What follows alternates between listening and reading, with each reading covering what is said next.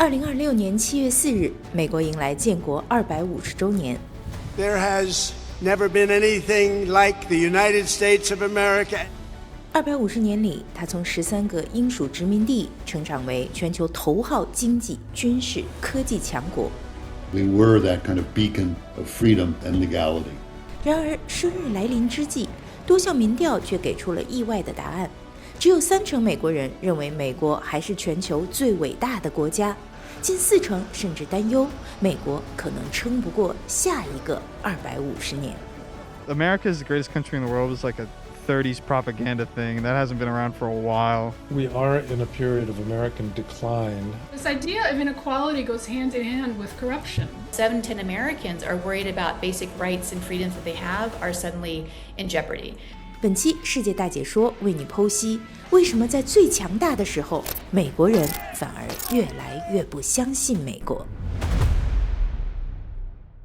美国最著名的出口产品可能不是可口可乐，不是麦当劳，也不是好莱坞，而是美国梦。 They believe in the American dream. You can make it here in America if you're willing to try. 努力就能成功，是无数移民远赴美国的原因，也是美国最重要的国家神话。 And we'll have the living room right in here, and the kitchen right here. And oh, darling, it's going to be just perfect. The American Dream.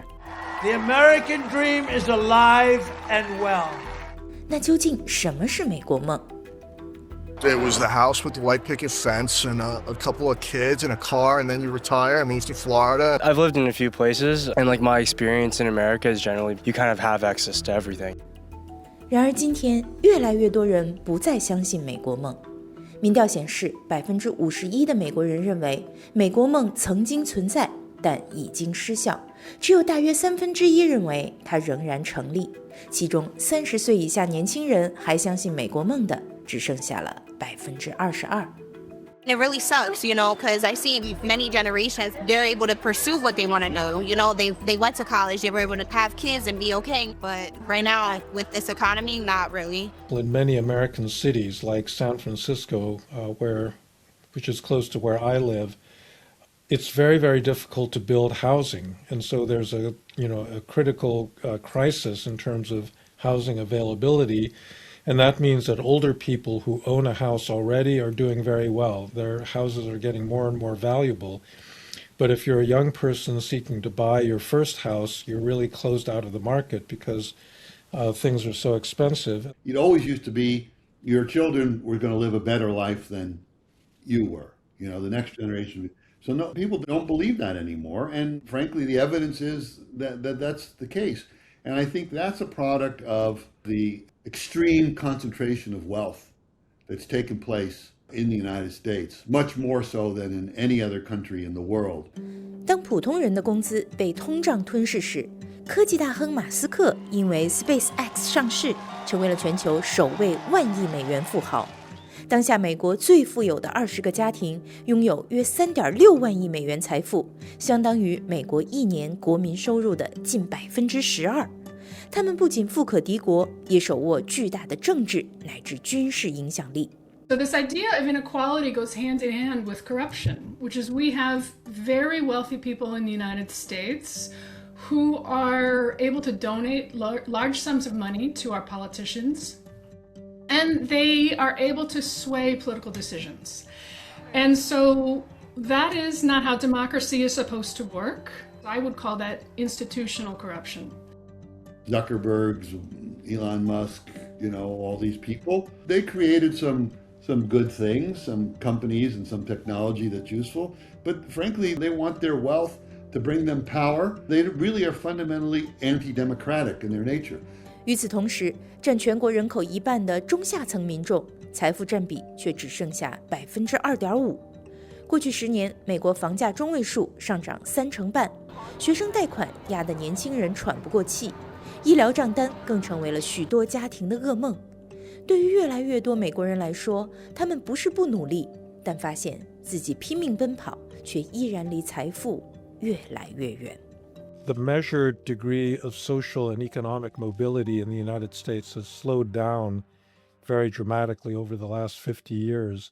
And so if you're starting out, not being able to go to college or university, then you're not going to go and you're not going to have good job prospects. And so your whole life, you're going to be stuck at a lower level of income and social status and so forth. Republicans and Democrats agree that the American dream, the ideal, is wonderful. People should be able to work hard and be successful. So you see Republicans who say, we do have poor people, but the poor people are poor because they're not deserving, because they haven't worked very hard. And then Democrats, especially the Democratic Socialists, would say, absolutely not. The poor people are poor because of structural inequality in our society. There are barriers to their success. There is too much discrimination on the ground. They don't have access to education, etc. So you have this interesting debate. We remember that what we have created in this country is not the natural way of the world. It is not the norm. It is the exception. 从1776年建国之初，美国就有一个特殊信念，这不是个普通国家，而是山巅之城，是自由、民主和平等机会的灯塔。这被称为美国例外论。长久以来，许多美国人相信，美国不仅伟大，而且比其他任何国家都更伟大。然而，这种信念同样正在快速消失。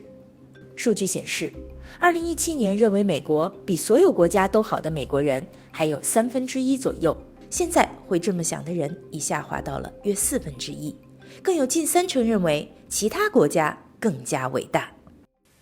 We are in a period of American decline. I think the United States overreached in a number of areas, and that has provoked a kind of internal disunity that is going to weaken American power for some time to come.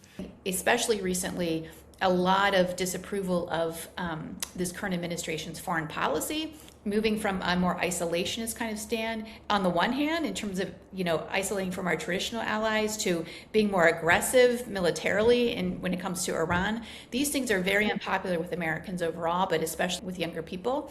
And I think that has led to, again, growing cynicism among young people as to whether America is exceptional. 最不相信美国的，恰恰就是他的年轻人。44%的30岁以下美国人认为其他国家比美国更好，而60岁以上年长者中仅有22%这么看。I would love to live outside of the U.S. A lot of us are scared to move out of here because we're already trapped inside the U.S. and we're in a system that puts us down. So why are we going to get out if we can't go out? I don't even care. I'm ready for this thing to burn down. This empire is ready to fall. For young people, they're on social media a lot. And when you're on social media, you are exposed to the lifestyles of very wealthy people, influencers, etc. And even though it's become more difficult as a young person to find a job, and I think that it raises people's expectations, and then the expectations are so much different from the reality of their lives. And I think that is what really can create a great deal of resentment. For as long as we can remember, the working people of New York have been told by the wealthy and the well-connected that power does not belong in their hands. Tonight, against all odds, we have grasped it. The future is in our hands. My friends, we have toppled a political dynasty. 今年6月的纽约州民主党初选也释放出年轻世代转变的信号。以社会主义者自居，去年年末爆冷当选的90后纽约市长马姆达尼所支持的左翼进步派大获全胜，3名国会参选人横扫建制派对手。Young people vote differently than their parents or their grandparents. On the left, they move very much to the left. We've just seen this election in New York where Mamdani was elected mayor, and then he supported several other much more left-wing progressive candidates that won in their primary elections. And so they've become radicalized in a sense. Many young Americans consider themselves, socialists, or they think that communism is not a dead idea. It's something that they ought to, think about. On the right, I think that you have this phenomenon where a lot of young people, and particularly young men, have turned to the extreme right, and this is driven by their perception that they're not being treated fairly. We have a situation for Americans who are under 30. Their political and economic reality is very different than what their parents and their grandparents faced. They've really never known a world in which Donald Trump has not been part of the political establishment, has been a political leader, for better or for worse. And so they don't, I think, have memories of a collective time when Americans banded together, like say after 9/11, when we were struck by terrorism, or other sorts of events that have brought the country together. They've been raised in a system where that's really been characterized by extreme party polarization. Seeing my country essentially split in half is very, very painful. There was a time when you could just quietly disagree with somebody, and that seems to be gone. 如果说美国梦代表经济希望，那么民主制度则是美国国家认同的核心所在。然而，如今美国人对民主本身的信心也在动摇。根据最新民调，64%的美国人认为美国民主正面临失败风险，更有77%认为政治暴力会在未来5年增加。We have a president, President Trump, who himself is somebody who tends to incite polarization and, is very negative toward his political enemies. And he can both, I believe, encourage some violence among his supporters, and then vice versa. He angers some people so much that there are some individuals who often are not mentally well, but they take it too far and they commit violence. Trump is your president. 今天的美国政治已经陷入严重极化，特朗普支持者坚信民主党正在摧毁美国，民主党支持者则认定特朗普正在破坏民主，双方都将对方视为国家的威胁。A generation after we fought and won the Cold War against the menace of communism, there is now a resurgence of the communist menace in our land, including from newcomers to our country who embrace ideas totally opposed to our way of life and our great success. Today, I think both on the right and the left, people are less likely to say that America is a model that other countries should emulate. And quite frankly, when the country is as polarized as it is today, it's hard to say that other countries ought to be similarly polarized. Americans on the right and left really hate each other.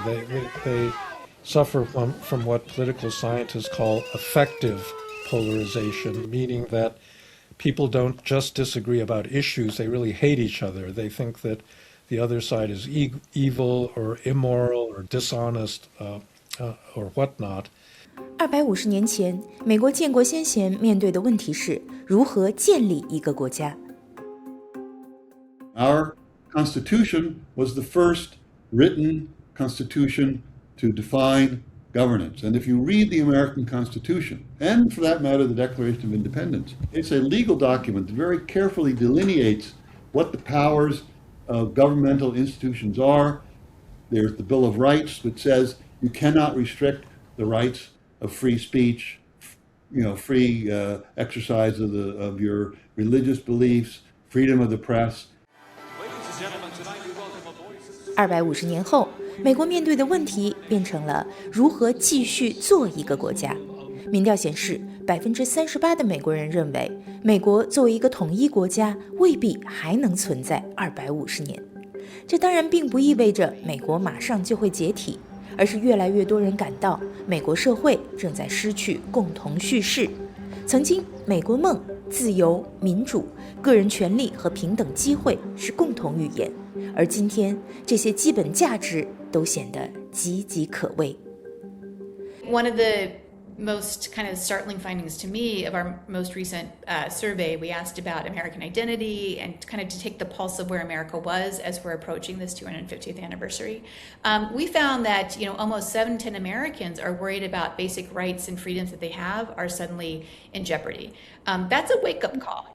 国庆庆典本应是一个全国性的生日派对，却变成了2场截然不同的庆祝活动。